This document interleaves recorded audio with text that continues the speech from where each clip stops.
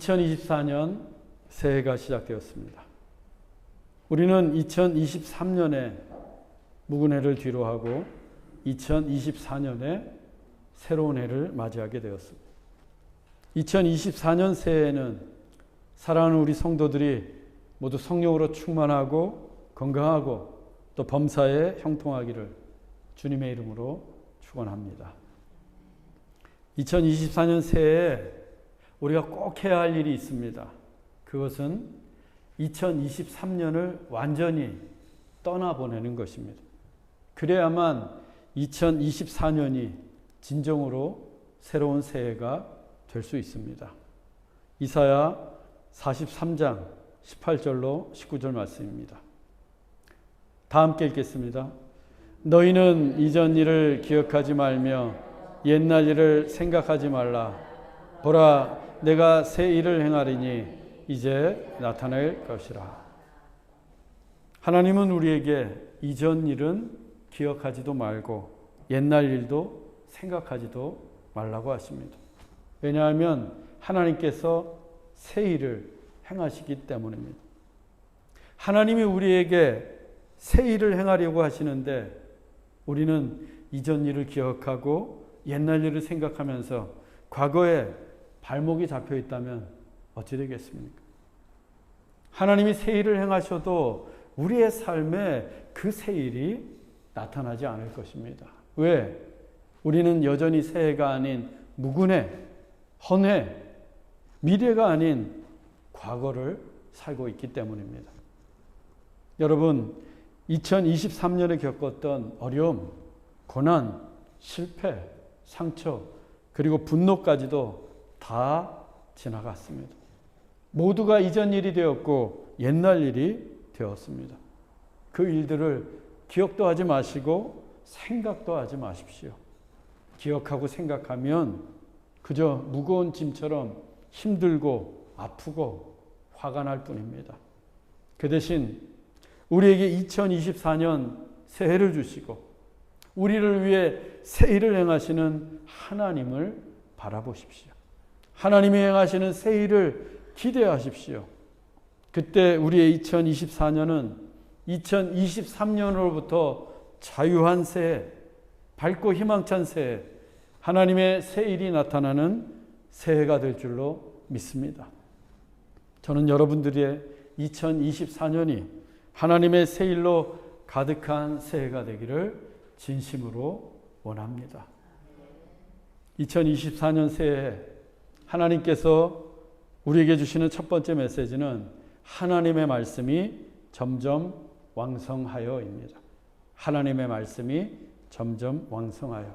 본문 1절입니다. 그때 제자가 더 많아졌는데 헬라파 유대인들이 자기의 과부들이 매일의 구제에 빠짐으로 히브리파 사람을 원망하니. 예루살렘의 초대교회는 제자들이 더 많아졌습니다. 그런데 날로 부흥해 가던 초대교회에 예기치 못한 문제가 터졌어요. 교회가 분열될 위기가 찾아온 것입니다. 초대교회 안에는 두 부류의 유대인들이 있었습니다. 하나는 헬라파 유대인들이었고 다른 하나는 히브리파 유대인들이었습니다. 헬라파 유대인들은 이스라엘 본토를 떠나서 헬라 세계에 흩어져 살던 유대인들로 헬라어를 모국어로 사용하고 헬라 세계의 문화와 관습을 따르던 이른바 디아스포라 해외파 유대인들을 가리킵니다. 이들이 오순절을 맞이해서 절기를 지키기 위해 예루살렘을 찾았다가 사도들이 전하는 복음을 듣고 초대교회의 신자가 되었던 거예요. 반면에 히브리파 유대인들은 이스라엘 본토에 살면서 히브리어를 사용하는 유대인들로 이스라엘의 전통과 문화를 따르는 소위 국내파 유대인들을 가리킵니다.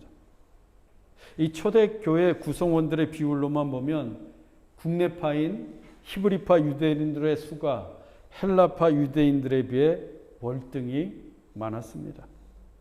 그런데 마냥 좋기만 하던 초대교회가 이 해외파와 국내파 사이에 갈등이 생기게 되었어요. 그 갈등의 내용은 헬라파 과부들이 매일의 구제에서 빠지게 되었고, 그러자 헬라파 유대인들이 히브리파 유대인들에게 원망을 쏟아낸 것입니다.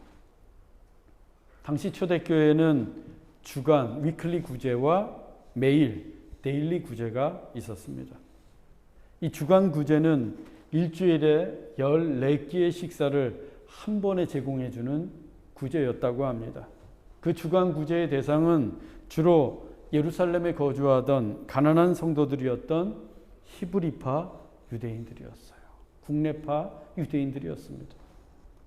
반면에 매일의 구제는 매일같이 식사를 제공해 주는 사역으로서 주로 타지에서 온 임시 거주자들이나 방문객들에게 베풀었던 구제 사역입니다.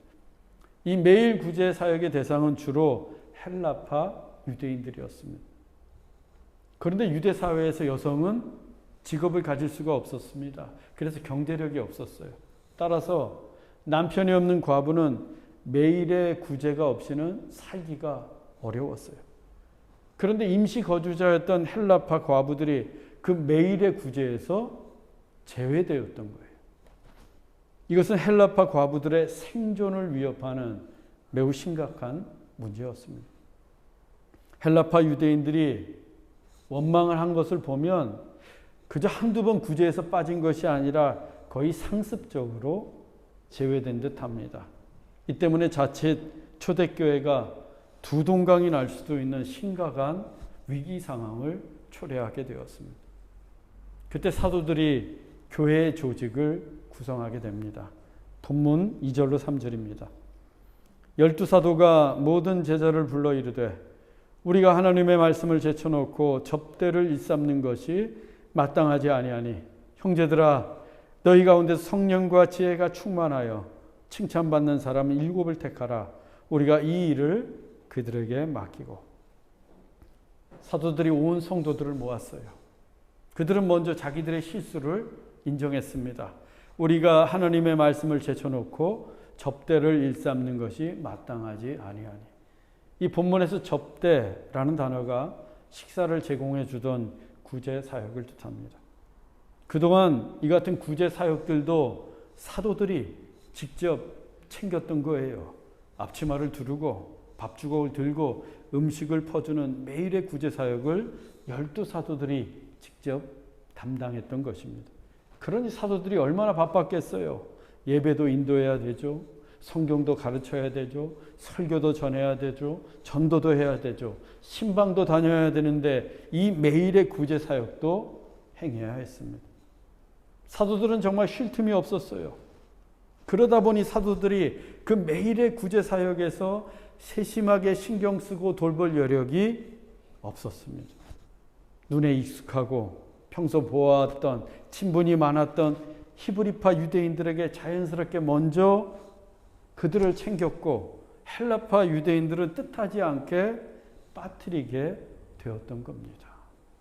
이것이 반복되다 보니까 헬라파 유대인들의 원망을 낳았고 교회가 분열될 위기까지 맞이하게 되었습니다. 또 한 가지 문제는 초대교회 교인들이 크게 늘면서 구제 사역도 급격히 늘었다는 것입니다. 사도들이 그 일에 매여서 정작 사도들의 본연의 사역인 말씀 사역이 뒷전으로 밀려나게 되었어요. 이 말씀 사역이 뒷전이 되면서 초대교회는 영성의 위기까지 닥쳤습니다. 사실 이것이 더 큰 위기였어요. 교회에서 말씀의 영성이 가장 중요합니다. 여러분, 말씀의 영성이 교회를 세우고 성장하게 하는 원동력이에요. 말씀의 영성이 힘을 잃으면 교회 능력도 힘을 잃어버리게 됩니다. 날로 부흥해 가던 초대교회는 교회 분열과 영성의 침체라는 최대의 위기를 맞이하게 되었습니다. 그래서 사도들이 교인들 중에서 성령과 지혜가 충만하고 교인들에게 칭찬받던 7명을 택해 집사로 세우게 됩니다. 이들이 초대교회 그 유명한 7 집사들이에요. 사도들은 구제사역, 그동안 자신들이 해오던 구제 사역을 이 7 집사들에게 맡기기로 합니다. 그런데 그 7 집사가 어디 출신인가? 본문 5절로 6절입니다. 온 무리가 이 말을 기뻐하여 믿음과 성령이 충만한 사람 스데반과 또 빌립과 브로고로와 니가노르와 디몬과 바메나와 유대교에 입교했던 안디옥 사람 니골라를 택하여 사도들 앞에 세우니 사도들이 기도하고 그들에게 안수하니라. 초대교회 온 무리가 사도들의 제안을 기뻐했어요. 그래서 믿음과 성령이 충만한 사람 스데반, 빌립, 브로고로, 니가노르, 디몬, 바메나, 니골라 등 7명을 선출해서 사도들 앞에 세웠습니다. 사도들이 그들을 위해 기도하고 안수함으로써 정식으로 집사가 되었어요. 소위 안수 집사가 되었습니다. 이들이 교회 역사상 최초로 집사가 된 7 집사예요. 그 전까지는 집사도 없었습니다. 그런데 우리가 여기서 눈여겨보아야 할 대목이 있어요. 7 집사들의 네임, 이름입니다. 스데반으로부터 시작해서 빌립, 브로고로, 니가노르, 디몬, 바메나, 니골라, 이 이름들은 하나같이 모두 헬라식 이름이었어요. 우리가 호주에 이민자로 살아가면서 어떻게 합니까? 이름도 영어로 막 바꾸잖아요. 그리고 자식들의 이름은 아예 영어로 짓는 경우도 많습니다. 우리 집 아이들도 첫째는 드림, 둘째는 에이미라고 졌어요. 영어로. 모두 영어 이름입니다. 한국에 살았다면 결코 그렇게 짓지 않았을 거예요. 한국에 살았는데 에이미라고 줘봐요. 학교에서 뭐라고 그러겠습니까? 호주에서 사니까 영어로 이름을 지은 것입니다. 마찬가지로 7 집사의 이름이 모두 헬라어로 된 이름이라면 그들이 모두 헬라파 유대인임을 나타내는 것입니다. 더욱이 니골라는 유대인도 아니었어요. 그는 안디옥 사람, 즉 헬라인, 이방인이었습니다. 그런데 초대교회 집사까지 되었어요. 초대교회를 차지하고 있는 절대 다수는 히브리파 유대인들이라고 했습니다. 대다수가 국내파 유대인들이에요. 그리고 지금 그곳 예루살렘은 히브리파 유대인들의 본거지입니다. 예루살렘은. 게다가 초대교회 지도자들인 12 사도는 모두 히브리파 유대인들이에요. 보세요. 히브리파 유대인들이 절대 다수를 차지하고 있고 히브리파 유대인들의 본거지인 예루살렘의 초대교회가 세워졌고 그 예루살렘 초대교회의 지도자인 12 사도는 모두 히브리파 유대인들이에요. 그렇다면 투표를 해서 집사를 뽑는다. 그러면 어떤 유대인들이 당선되겠습니까? 그렇죠. 히브리파 유대인들 중에서 선출되는 게 지극히 자연스럽고 상식적인 일이에요. 그런데 초대교회는 달랐다는 겁니다. 소수파인 헬라파 유대인들이 집사로 뽑혔어요. 그것도 7명 모두가 헬라파 유대인들로 선출이 되었습니다. 세상에 있는 단체나 공동체에서는 불가능한 일이에요. 이런 일이 절대 일어나지 않습니다. 그 불가능한 일이 초대교회 안에서 일어났어요. 어떻게 이 일이 가능할 수 있었겠습니까? 어떻게 이 불가능한 일이 히브리파 유대인들의 희생, 양보 때문입니다. 히브리파 유대인들이 생각했어요. 헬라파 과부들을 구제하는 일에 누가 가장 적임자일까? 지금까지 매일의 구제에서 번번이 소외되었던 헬라파 과부들을 가장 잘 돌볼 수 있는 사람들은 누구일까? 아무리 생각해 보아도 답은 하나뿐이었어요. 헬라파 과부들의 형편을 가장 잘 알고 있는 헬라파 유대인들 중에서 집사를 선출하는 것이 최상의 방법이었습니다. 그들은 서로 의논도 하지 않았어요. 하나님께 기도하면서 하나님의 마음을 알려고 했을 뿐입니다. 하나님이 그 마음을 주셨을 거예요. 그래서 그 마음으로 투표를 했는데 놀랍게도 모두 헬라파 유대인들이 집사로 선출되었어요. 7명 모두. 이것이 교회예요. 이것이 교회가 세상과 다른 공동체입니다. 희생하고 양보하는 것이 교회예요. 교회가 뭐 이기고 차지하고 쟁취하는 것이 아닙니다. 양보하는 공동체예요. 또 양보는 어떤 사람들이 하는가? 많은 사람들이 하는 거예요. 다수가 하는 게 양보예요. 다수의 양보를 통해서 하나님의 마음으로 하나가 되는 공동체가 바로 주님의 교회입니다. 그때 교회가 세상이 할 수 없는 일들을 하게 되는 거예요. 저는 우리 교회도 이와 같은 교회가 되기를 원합니다. 2024년 새해에는 많이 양보하고 하나가 되는 좋은 씨앗교회가 되기를 소망합니다. 사도들은 7 집사를 세운 후에 이제 기도와 말씀 사역에 전념하기로 했습니다. 본문 4절입니다. 우리는 오로지 기도하는 일과 말씀 사역에 힘쓰리라. 사도들에게 가장 중요한 사역이 뭔가? 바로 기도하는 일과 말씀 사역이에요. 그들이 기도할 때 성령이 바람처럼 불처럼 임했습니다. 그들이 기도할 때 모든 사람들이 성령으로 충만해졌고, 그들이 기도할 때 성령께서 초대교회를 세우셨습니다. 즉 기도는 성령이 역사하시는 통로예요. 기도는 성령이 역사하시는 통로. 내 삶에 성령이 역사하시길 원한다. 그럼 여러분 기도하셔야 됩니다. 또 사도들은 날마다 하나님의 말씀을 전해야 하는 사명을 가지고 있었어요. 그래서 그들은 성전에서도 말씀을 전했고, 거리에서도 말씀을 전했고, 날마다 집에서도 하나님의 말씀을 가르쳤습니다. 그때마다 회심을 하고 구원받는 성도들이 수천 명씩 더해졌어요. 즉 말씀 사역은 하나님께서 구원을 이루시는 통로예요. 구원의 통로는 말씀을 통해서 옵니다. 즉 기도는 성령이 역사하시는 통로고, 말씀 사역은 구원이 역사하는 통로예요. 그러니 기도와 말씀 사역이 얼마나 중요한 일입니까? 결코 구제하는 일이 바쁘다고 해서 뒷전으로 미룰 수 있는 사역이 아니라는 거예요. 사도들은 7 집사들에게 구제 사역을 맡기고 자신들은 기도하는 일과 말씀 사역에 온 힘을 쏟았습니다. 그러자 어떤 일이 일어났습니까? 본문 7절입니다. 하나님의 말씀이 점점 왕성하여 예루살렘에 있는 제자의 수가 더 심히 많아지고 허다한 제사장의 무리도 이 도에 복종하니라. 하나님의 말씀이 점점 왕성해졌어요.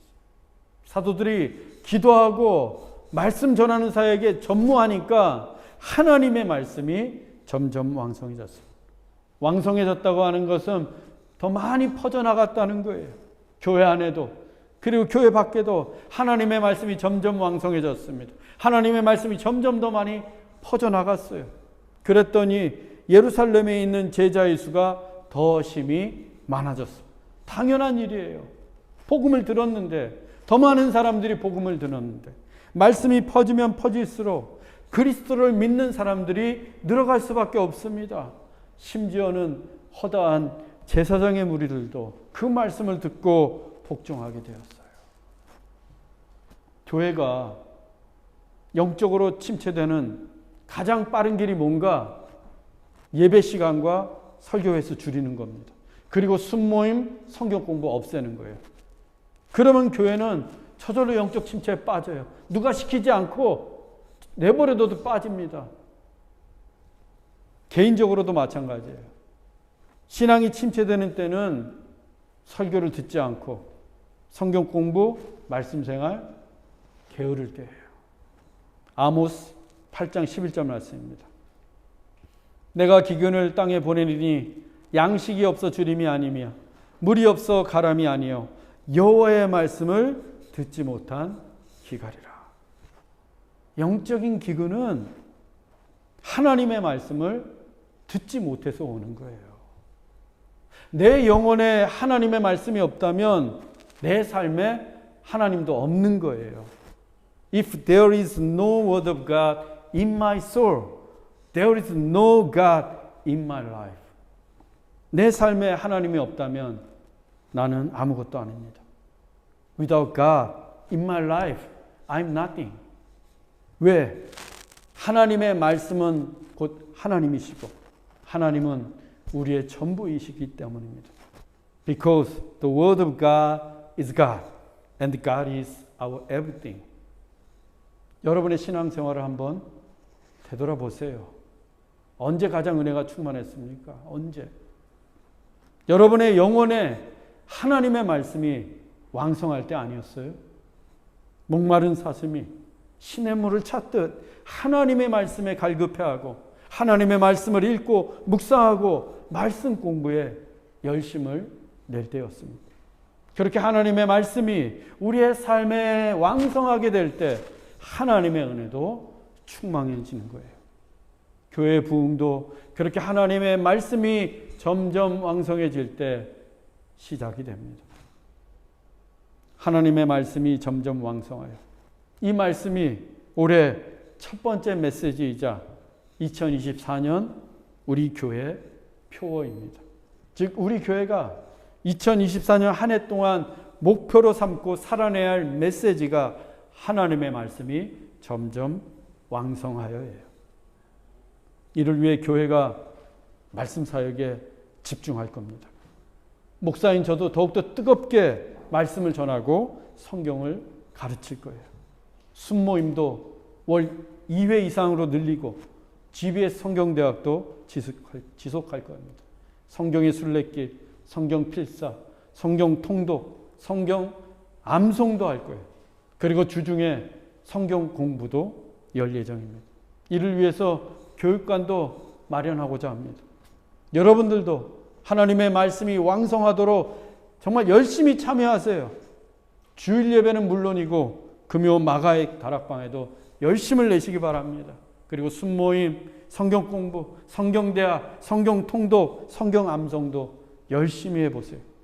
분명 하나님의 말씀이 우리의 영혼에 그리고 우리 교회에 점점 더 왕성해질 거예요. 그때 제자의 수가 심히 더 많아지고 우리 교회도 큰 부흥이 시작됩니다. 사랑하는 형제자매 여러분, 하나님의 말씀을 사모하십시오.